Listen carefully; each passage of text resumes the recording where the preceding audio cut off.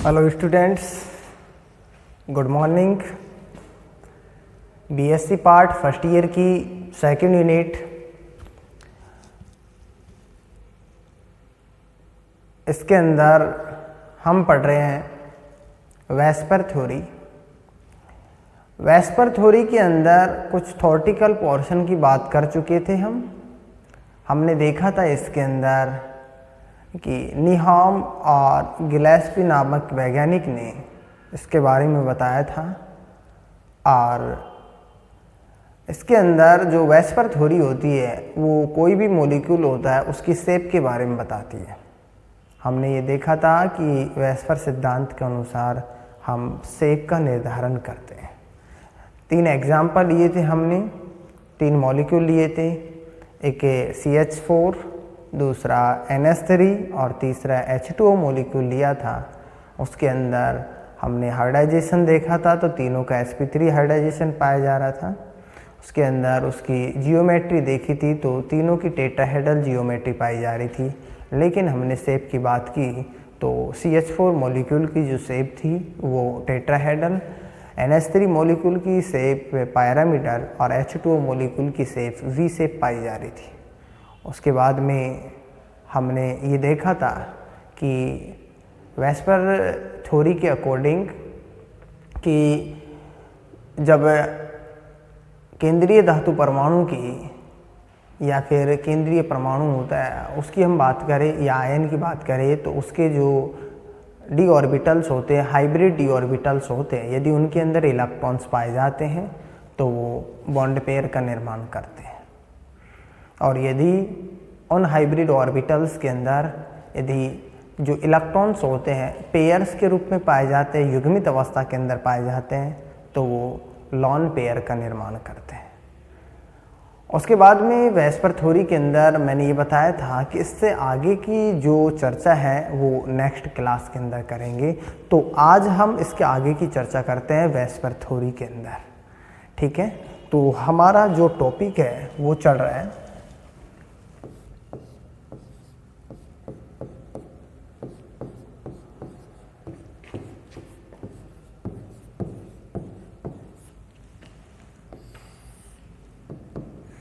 Valence shell electron pair repulsion सिद्धांत, ये हमारा टॉपिक है, ठीक है। Valence shell electron pair repulsion सिद्धांत, वेस्पर थ्योरी। देखो इसके अंदर अब हम चर्चा करेंगे वेस्पर थ्योरी के अंदर। देखो सामान्यतः हमने जो बात की थी इससे पहले, उससे आगे यदि हम ये कहें कि इस सिद्धांत के अनुसार हम ये कह सकते हैं अकॉर्डिंग टू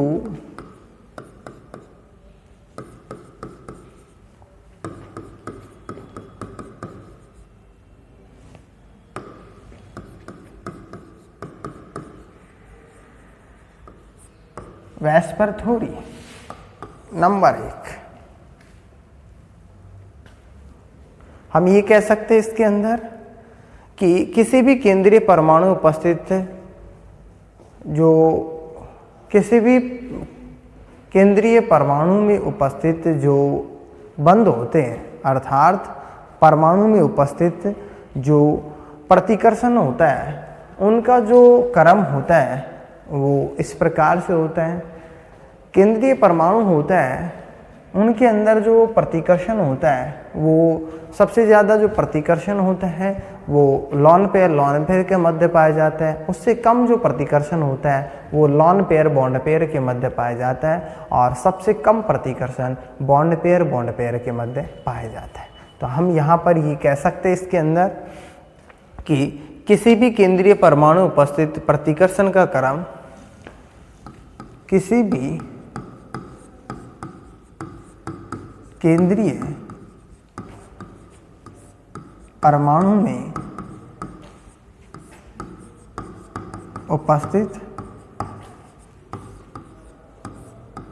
प्रतिकर्षण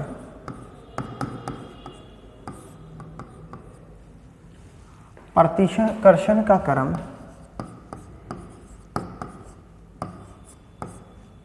निम्न प्रकार होता है।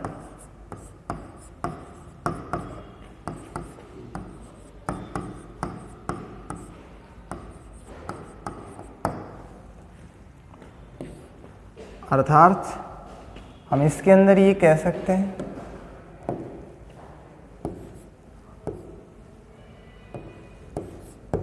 lone pair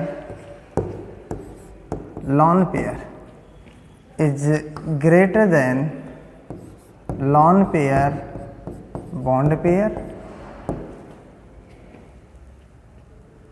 is less than bond pair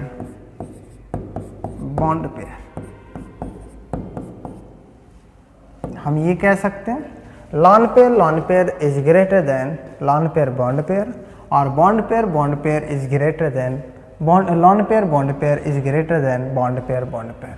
अर्थात जो प्रतिकर्षण होता है लॉन पेयर के मध्य अधिक पाया जाता है तुलना में किसके, लॉन पेयर बॉन्ड पेयर के, और लॉन पेयर बॉन्ड पेयर के अंदर प्रतिकर्षण अधिक होता है तुलना में बॉन्ड पेयर के।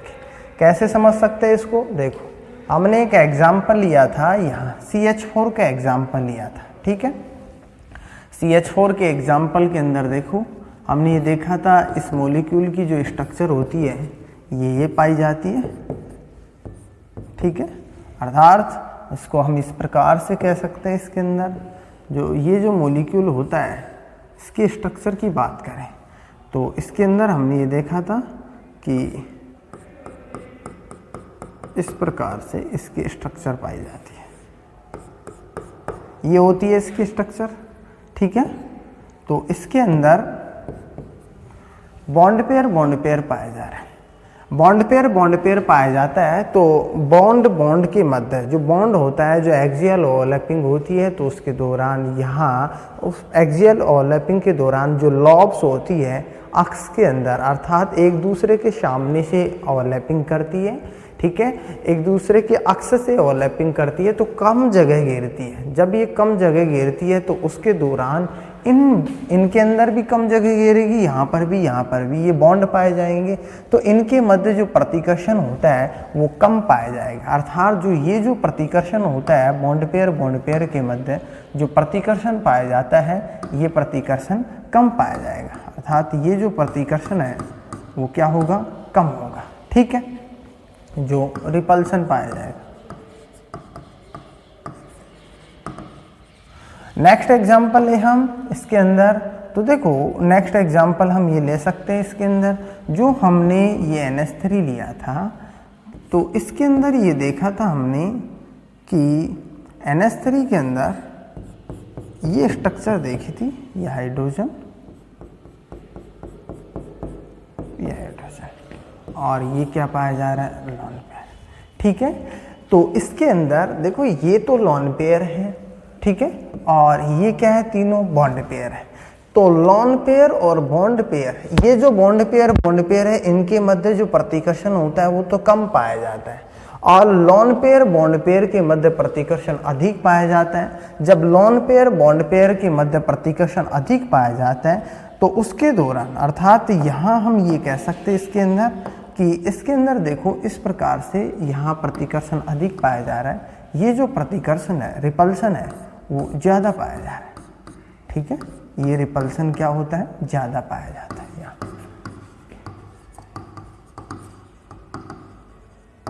ठीक है। हम यहाँ पर ये कह सकते हैं कि ये जो बॉन्ड एंगल है उसको हमने A से डिनोटेड किया है, ठीक है, या फिर हमने अल्फा से डिनोटेड किया है और दूसरा जो बॉन्ड है उसको हमने बीटा से डिनोटेड किया है, इसको हमने बीटा से डिनोटेड किया है, ठीक है। तो जो बॉन्ड होता है अल्फा इज ग्रेटर देन होगा बीटा, अर्थात यहाँ हम ये कह सकते हैं alpha is greater then beta. वो क्यों होगा, क्योंकि अल्फा जो यहाँ पर है वो लॉन पेयर बॉन्ड पेयर के मध्य प्रतिकर्षण, जबकि बीटा है यहाँ पर बॉन्ड पेयर के मध्य प्रतिकर्षण है, तो बॉन्ड पेयर के मध्य प्रतिकर्षण कम होता है, लॉन पेयर बॉन्ड पेयर के मध्य प्रतिकर्षण अधिक होता है। और हम नंबर 3 एग्जाम्पल ये ले सकते हैं इसके अंदर, देखो तीसरा एग्जाम्पल ऑक्सीजन है और ये क्या है, हाइड्रोजन, ये हाइड्रोजन है, ठीक है। और इसके अंदर ये लॉन पेयर पाया जा रहा है और यहाँ पर भी क्या है, लॉन पेयर पाया जा रहा है। ठीक है, इस प्रकार से लॉन पेयर पाए जा रहे हैं। तो यहाँ देखो इसके अंदर ये जो लॉन पेयर है, लॉन पेयर होता है वो अधिक जगह घेरता है। ठीक है, एज ए गुंबदनुमा इसकी स्ट्रक्चर होती है, तो ये अधिक जगह घेरता है, जिसके दौरान अधिक जगह घेरने के दौरान अब दोनों लॉन पेयर पाए जाएंगे तो इनके मध्य रिपल्सन ज़्यादा पाया जाएगा। जब रिपल्सन ज़्यादा पाया जाएगा तो ये इसके अंदर जब इनके मध्य रिपल्सन ज़्यादा पाया जाएगा तो बॉन्ड पेयर लॉन पेयर होगा, इनके मध्य कम पाया जाएगा, लेकिन इसकी जो शेप होती है वो क्या हो जाती है, वी शेप हो जाती है। ठीक है, तो यहाँ हम ये कह सकते हैं इसके अंदर कि माना कि इसके अंदर ये जो रिपल्सन है उसको हम इस प्रकार देख सकते हैं इसके अंदर कि ये जो लॉन पेयर है उनके मध्य ये क्या पाया जा रहा है, रिपल्सन पाया जा रहा है। ठीक है, ये रिपल्सन पाया जा रहा है, इनके मध्य क्या है, ये रिपल्सन।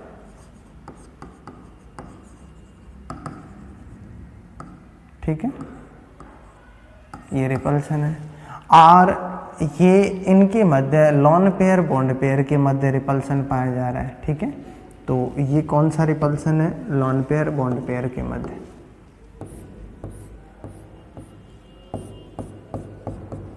ये रिपल्सन है। ठीक है, और ये बॉन्ड पेयर के मध्य रिपल्सन है। तो इस रिपल्सन को हम इस प्रकार से रिप्रेजेंट कर रहे हैं।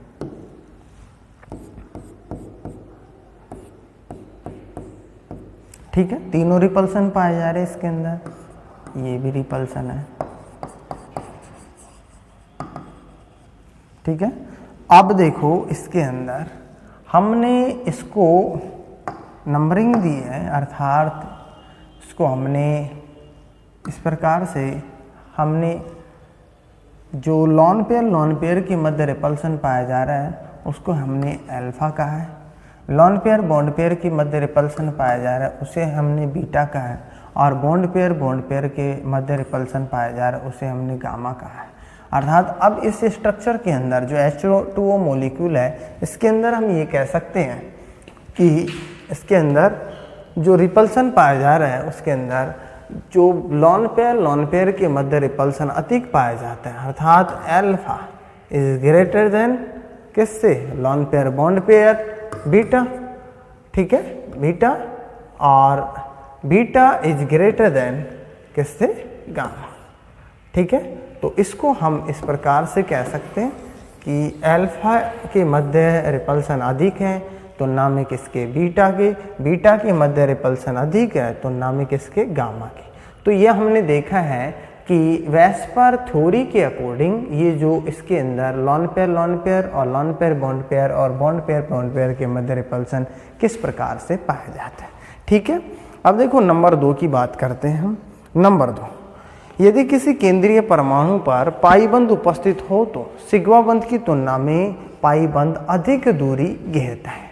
अर्थात कोई भी शेप है और किसी भी शेप के अंदर या किसी भी स्ट्रक्चर के अंदर वहाँ पर कोई भी मॉलिक्यूल है उसके अंदर पाई बॉन्ड उपस्थित है तो सिग्मा बॉन्ड की तुलना में पाई बंध होता है वो अधिक जगह घेरता है। ठीक है, तो यहाँ हम नंबर 2 की बात करें तो नंबर 2 हम ये कह सकते हैं इसके अंदर, नंबर 2 यदि किसी इसके अंदर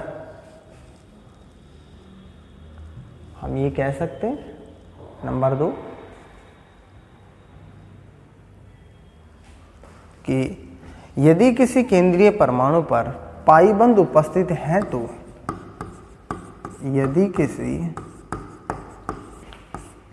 केंद्रीय परमाणु पर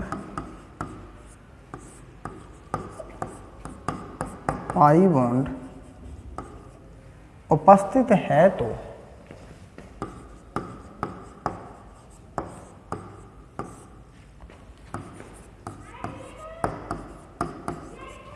सिग्मा बॉन्ड की तुलना में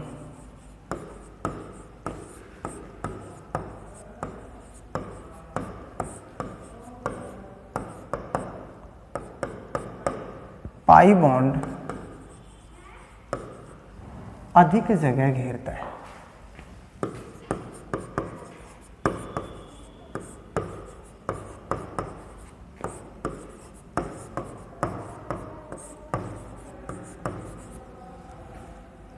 पाई बॉन्ड अधिक जगह घेरता है, अर्थात कोई भी मॉलिक्यूल है, जैसे CH2O की हम बात करते हैं, ठीक है। एग्जाम्पल हम ये ले सकते हैं, इसके अंदर हमने एग्जाम्पल लिया है CH2O,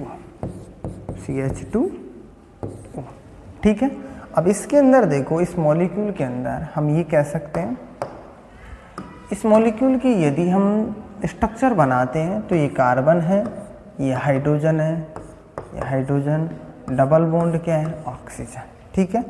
अब इस बॉन्ड को हमने अल्फा माना है, एक जो बॉन्ड है कोई सा भी, उसको हमने अल्फा लिया है, ठीक है, अर्थात या फिर इसको हमने, ये जो बॉन्ड है उसे हमने थीटा माना है, फाई माना है, ठीक है, तो इसको हमने फाई माना है। दूसरा बॉन्ड है, जो दूसरा बॉन्ड है उसको हमने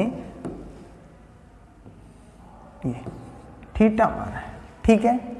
यहाँ देखो, ये बॉन्ड है, इसको हमने फाई, इसको हमने थीटा माना है। अब इस मॉलिक्यूल के अंदर यदि हम बात करें तो इसके अंदर ये मॉलिक्यूल होता है, इसके अंदर कार्बन परमाणु की sp3 हाइब्रिड sp3 संकरित अवस्था पाई जा रही है इसके अंदर, ठीक है। जो ये जो कार्बन परमाणु है, इसकी जो संकरण अवस्था है, sp2 पाई जा रही है।